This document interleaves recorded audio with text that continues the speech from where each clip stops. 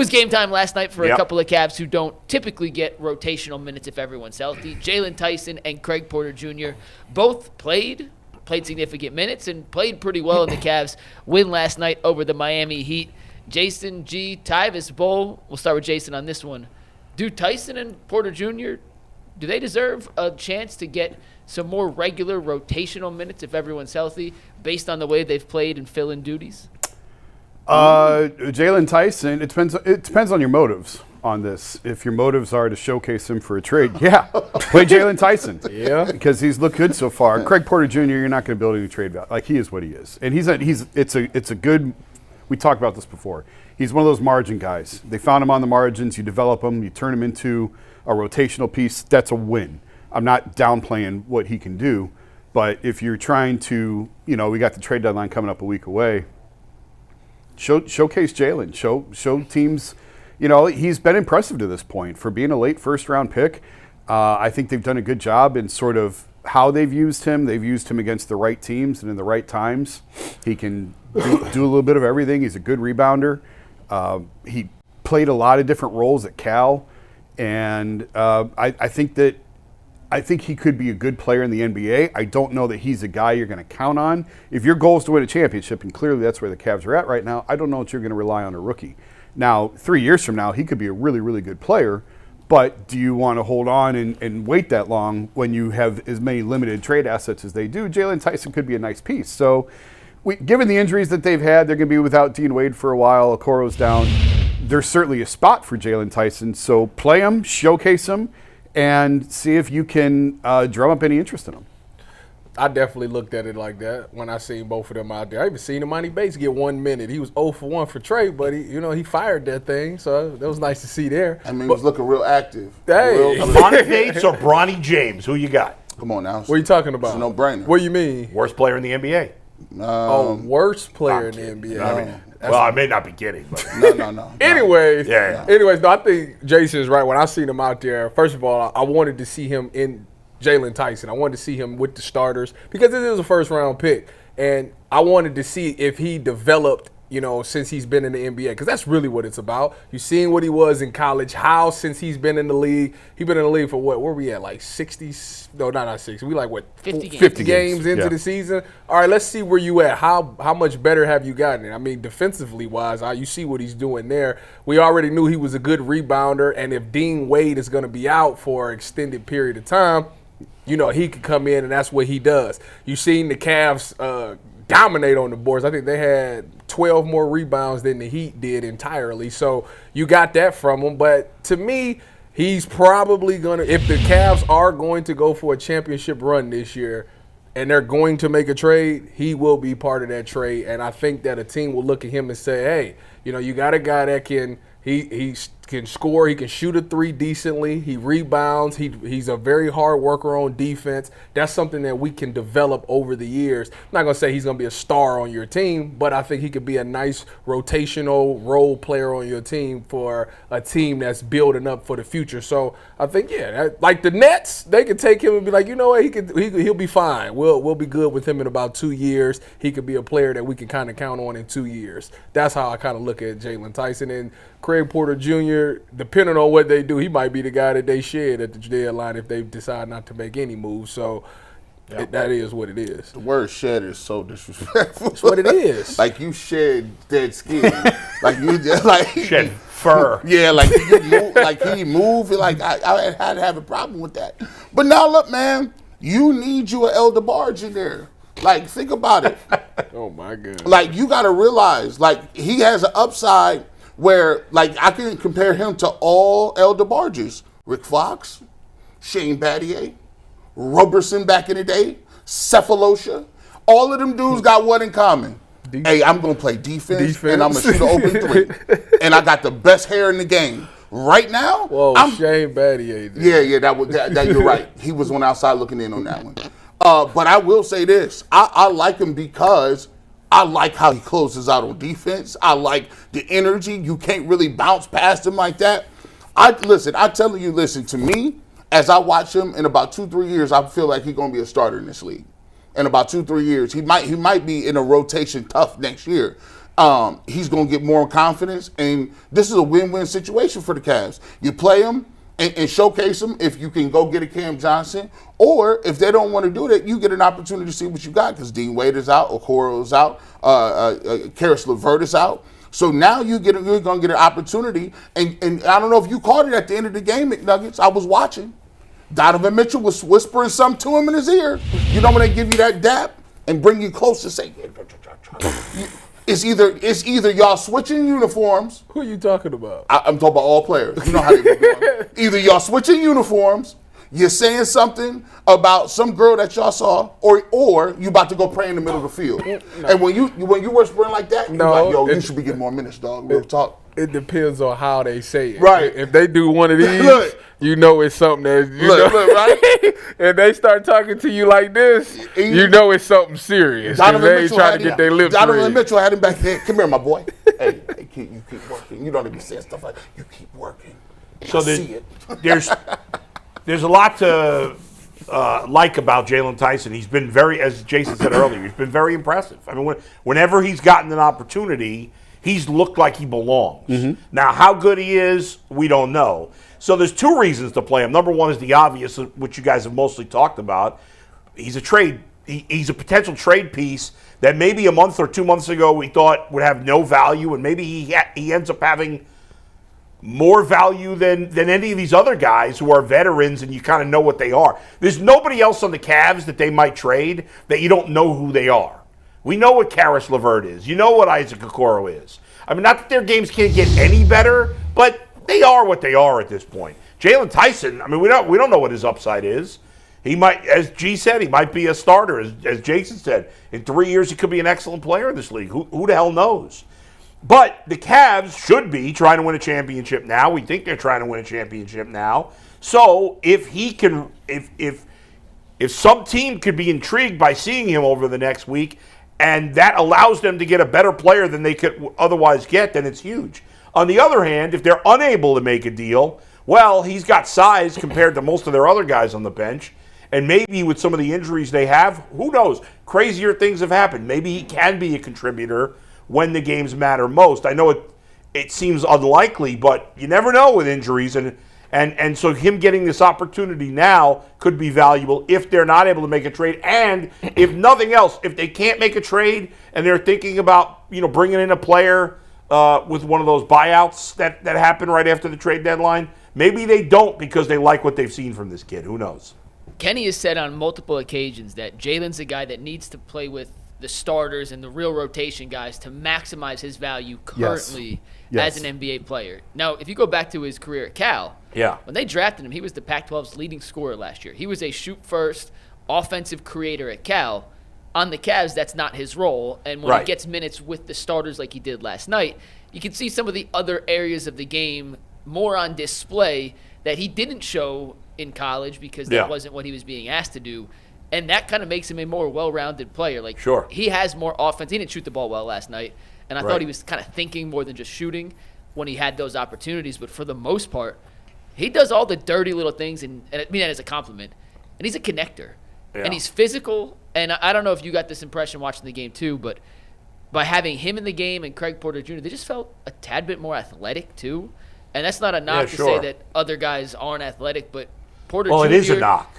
But Porter Jr. is... No, it's a knock. You can't say it's not a knock if they look more athletic. Okay, you say the other guys are less athletic. Yeah, okay, I guess I'm just saying these guys are a little more more of an athletic. observation. And they're more physical, too. And there's not a stat that necessarily shows that. You could look at rebounds, and they had more steals in Miami, which is something Miami usually wins at in a night-to-night basis. But they kind of changed the nuance and the cadence of how the Cavs played on both ends of the court.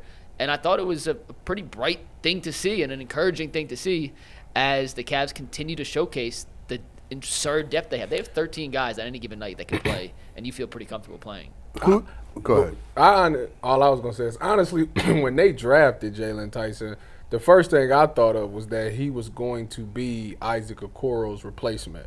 because essentially he's a pretty decent defender, but he brings that size because he's 6'7", right? He's 6'6". big. He's got good size He's to like him. 6'6". And then I said that he also thick. Like, when you see him, he's exactly. thick. Like you could put him up against some of these bigger swings and stuff, and he can hold his own there. And then on top of that, he crashes the boards, which is something that And he can pass.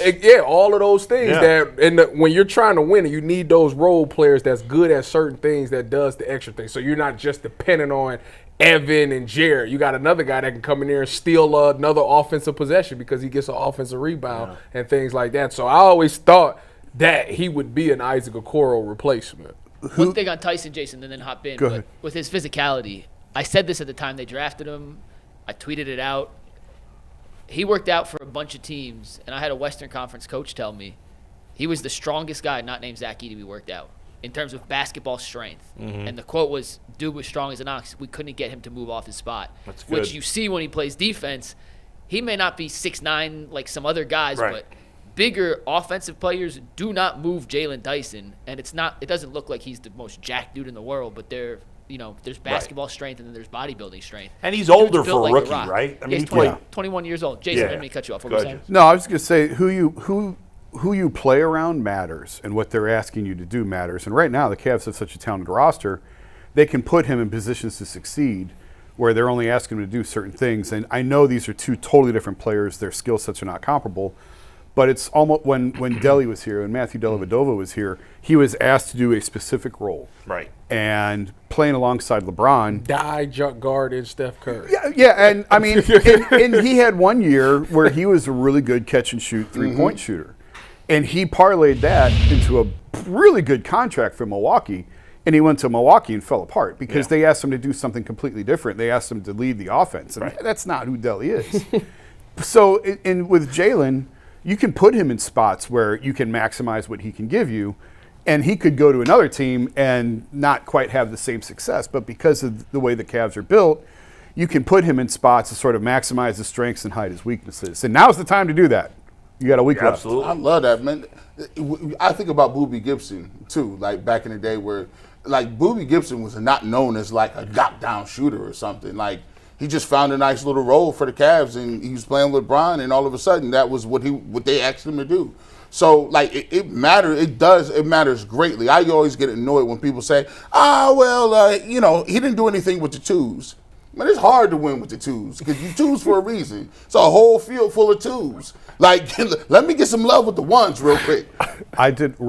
Totally off topic, just one throwaway sentence. I did a story one time on the contracts that LeBron earned his teammates. He made his teammates more money than he made in the league. If you look at, like, the Boobie Gibson contract. Tristan Thompson. Shump got 40. JR. Yeah, These Tris contracts 85. that people got from playing alongside Bronny. him. And Facts. But I mean, this was in 2018. Yeah, I know. It was wild. The amount of money that he made, everybody Yeah. else was more than what he made in the NBA. That's crazy. That's Go ahead. true. That's true. Any final thoughts on this, guys? They got the Hawks tonight, a team that has a bunch Yeah, I'm they gotta excited have about that. Must win. They gotta have it. Thank you, Tyrus. They gotta have Thank it. you, Tyrus. Like it's about time. Listen. Somebody came with that energy. I'm Thank sorry. you. Talk Listen, to these people. y'all on a redemption tour right now. y'all had lost to the They've Rockets. lost like Shut it up. games all Shut year. up. They lost to the Hawks twice. I wanna hear that back no more. to back. Where the game at? Here. It's here. And it's at home. At the crib, under but- no circumstances. I don't care who playing and who ain't all. playing. None of that. Gotta under have it. no circumstances, y'all cannot lose They're 10-point this favorite. game tonight. Now, At I'll all. tell you this. At the end of the year, And it's on NBA TV. They're 38-9, and you're putting them on a redemption tour? Redemption like that. tour. I'll say this. We got to get our lick back. In Cleveland, we believe in getting our licks back. I will. In the moment, I understand why you think it's a big game. I'm sure huge. they'd like to win. It's huge. At the end of the season, Don't if they're the diminish- 1 seed, this Nope. game is irrelevant. Completely Because irrelevant. what if they get to the end of the game? Irrelevant. They get to the end of the season and they Irrelevant. lose it by one game to the Celtics. Well, what then you it gonna say? matters. He said if they're the Then 1 seed. Then that's But why. I s- You know what? I Every game matters, bull. I'm not gonna. This No. meaningless stuff means nothing No. to me. Hey. We believe. Hey, if you we if you believe in how to Cleveland, fly. listen. If you in Cleveland and somebody do you wrong, You might wait a whole year before you get back, but you gonna get your lick back. That's just facts. I don't care what nobody say. The community has spoken. You owe us something. You know, in the hood, we counting on you winning this game. We don't want to see Trae Young running around here with his reverse fade. No, he's not gonna come. You got to get this reverse fade. You got to get this together. Are you making fun of his hair? Listen, I just said he had a fade. It was reverse though. Going around? Trae Young's got bad hair? No, it was just obvious. The fade is reversed. 38-9, best record in the NBA. I get it though. The Cavs, the Hawks have had their number. Yeah, I know. The problem is, what's going on is they're building a recipe out there. You think it's small, and you need to be thinking big. You ain't thinking about the big picture. Yes. Jason says it all the time. People cruise their way to the playoffs. Yeah. But you know what's going on over them 81, 82 regular season games? Them coaches is back there like, listen, we're going to scheme this up. So now what's going on is, you be physical with them. If you got some size with them, they ain't got no answer for that. Man. They need to come out here and prove that that's BS. You cannot let... Because the Rockets done out physical y'all, so y'all done put that on tape, and then y'all let these big wings come out there and y'all done put that on tape, so now people think, you know what, the regular season don't mean nothing. When it come playoff time, we know how to beat the Cavs. Now, that's a different conversation. That's what it's about. Well, yeah, I mean, that's what it's all about. If you look at the Hawks, the Rockets, and the Thunder, the three teams that have been most physical with them, they're 1-5 against them. Thank you. Hey, no Jason Johnson tonight for Atlanta, though. He's out for the season. Why are there good players that miss every game? He's out for the season. Oh, he's out for the season. My heart goes out. By the way, season-ending injury. On a quick Jason, you had a final point. Go ahead. Don't care. No. Wow. I was just gonna say book. There is a book on the Cavs. You can beat them up. Thank you. Yeah.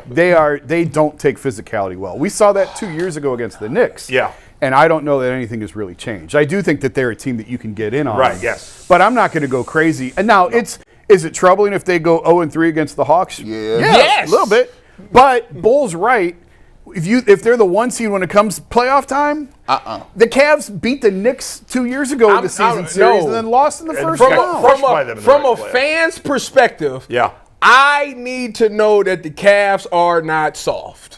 All right. Well, I need to know that. So far, they have not proven to me that they're not soft. They could win tonight, and they're still soft. Hey, let me tell you this before we go to break. My dad always told me, he said, listen, you ain't got to be a thug in these streets, but you go into these inner city schools, and I'm going to tell you what right now, if I hear that you getting beat up or getting chased around, I'm going to bring you back here. I'm going to beat you up. And then I'm going to take you back to their house, and I'm going to watch you fight them in the street. I was so petrified. I was like, you know what?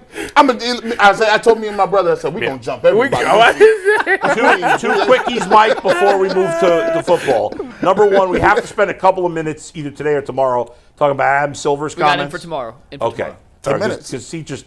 There's an easy solution to this, but they're not going to do it. Shortening the game. And number two, real quick. Shortening the game. It's insane. We'll talk about it. We're going to talk about it. I won't be here. Real quick, I heard, did you hear this, that Keanu Reeves, when he did Hardball, the very famous Hardball movie? Well, we know G-Baby. Yeah. I just heard this morning that he, after they had started shooting for like a week, he took all the kids out for dinner and was like, so they could talk to him. Well, first of all, apparently all the kids were obsessed with The Matrix. And he took them all out for dinner. And then he invited Lawrence Fishburne to the dinner to meet all the kids. And I thought that was really cool. That is cool. I know it's kind of out of left field, but I just thought that was really he seems cool. like he comes off as a really nice, genuine guy. Yes, he does. He seems like one of them simple millionaire guys that he just live a simple life. And I love that his wife, I don't mean this is going to come off as maybe an insult, but I don't mean it to. His wife is like, looks older than him. I love that he's not like got some like 20-year-old. He missed out on the opportunity to be with Sandra Bullock from the train. The train movie Speed. Yeah. What you mean? Apparently he liked her and she liked him, but they never had the conversation. Right. It was a bus, not a train.